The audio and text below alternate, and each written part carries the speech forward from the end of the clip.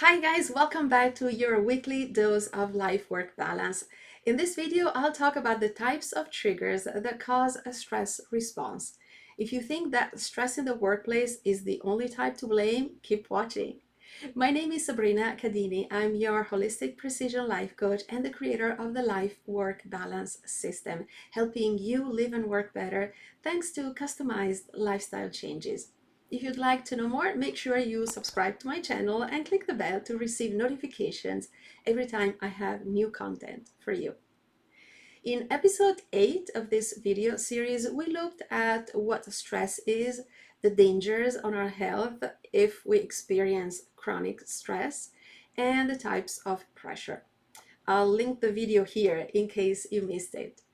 Today we'll dive into the different types of triggers so that you can recognize them and take action to minimize the side effects and the consequences on our health. Stress is simply a natural, automatic response to a change in our routine, and it's part of our daily life. It's even essential to our survival because that response helps us understand how and when to react to danger or a threat. Today, we react more to things or thoughts that are not really threats or dangers. Sometimes it's just our perception to the threat that puts us in that fight or flight state. And anything that generates a reaction is referred to as a stressor or a stress trigger, impacting us physically, mentally, and emotionally. We usually point the finger at stress in the workplace, but our body and brain are impacted by other triggers in different ways and with different intensities, since perception of stress and our response is highly individual. By the way, this is largely due to gene variations, something for a future video. So let's take a look at the different types of triggers. Emotional. One example is past or unresolved trauma, but there may be emotional stress if you are a caregiver too, as taking care of a sick family member or an elderly parent can become overwhelming. And sometimes struggling to find solutions for them can lead to frustration and rumination, which will increase stress levels. Environmental. This can be a change in temperature, light exposure, hearing a loud or sudden noise, electromagnetic radiation, air, water, or food pollution, fires, floods, or earthquakes. Financial. This relates to lack of stable income, accumulating debt, inability to save money, or not being able to retire. The American Psychological Association reports that money has been the highest recorded cause of stress among Americans since 2015 at 65% this year. This is a lot. And I'll link the page to the survey in the info box below. Nutritional. Not surprisingly, eating processed and packaged foods or refined sugar generate a stress response in the body. Also, foods causing sensitivities or allergies. Occupational. This can happen because of a demanding job that, because of technology, continues after hours, being always on call between emails, chats, text messages, and more, reducing that separation between work and life. Also, it could be lack of support by supervisors or co-workers, micromanagement, and conflict among team members. Personal. This can be due to a difficult relationship, and sometimes it involves trivial things like arguing about living objects around the house. Yes, this happens between me and my husband. Or having certain habits that you don't like about each other.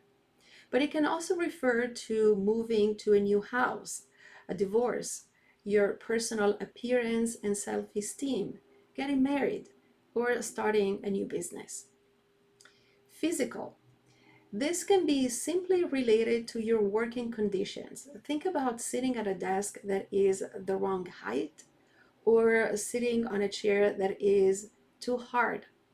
And when you do this for 8 or more hours every day, every week, your body gets stressed. Also, it could be using incorrect techniques when you work out or over exercising. It could be due to an injury or surgery. Physiological. This can be caused by illness, addiction, or having to deal with toxins that your body has a hard time to get rid of. Psychological. And this is really encompassing what we feel when we are under pressure, whether it's mental, physical, or emotional. We can get stressed by daily responsibilities and routine events, or by trauma, illness, or other unusual events. Remember that stress is not bad. It's our response that makes it dangerous for our health. And even a positive experience, such as getting married or getting a promotion, buying a house, can be stressful because it involves a change in our life. And our brain reacts in the same way, whether it's a good thing or a bad thing happening to us. Social. And this relates to failure, which reduces self esteem and social standing, or marginalization from people in a group or a community, or even bullying. So, what can you do when you feel bombarded by one or more of these triggers?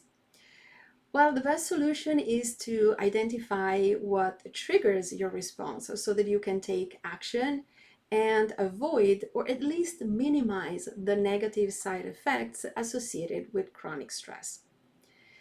When you experience a stressful situation, stop letting your body perpetuate those reactions and think, what is happening and why? How can you respond in a different way so that you build resilience and become in control of that situation? For instance, if you feel you're stressed out by your working hours, how can you stop this? You should probably reorganize your schedule to allow for more personal time and get a break from the never-ending tasks and projects. Maybe communicate more clearly with your team at work and see how there can be better collaboration so that it's not all on your shoulders. And maybe identify time wasters that are not bringing you closer to your goals. Of course, sometimes this is easier said than done, but knowing what is sabotaging your life and your career and working on small changes at a time can make a big difference. And your body and brain can benefit from the results. If you'd like to get guidance and accountability to make these changes, you may be interested in my program Reframe and Thrive, focused entirely on stress, anxiety, and burnout. It's a 6-week program that will help you learn how the stress response works and its effects on our body and brain. Identify the type of pressure you're experiencing. Is it stress? Is it anxiety? Is it burnout? Recognize your triggers and create your reframe toolkit with personalized strategies and techniques to reframe your stress response, shift your mindset, build resilience, and reclaim your energy, purpose, focus, and joy in your life. Not to mention precious time for sustained success. I'll add the link to the program below so that you can check it out. I'll see you in episode 15 of your weekly dose of life work balance next week, where we'll go back to the care pillar and I'll talk about biohacking. If you liked this video and you want to see more, make sure you share it with your friends, you give it a thumbs up, subscribe to my channel, and click the bell so you'll get notified when I have new video content. Thank you so much for watching, and don't forget to live life fully. Bye guys!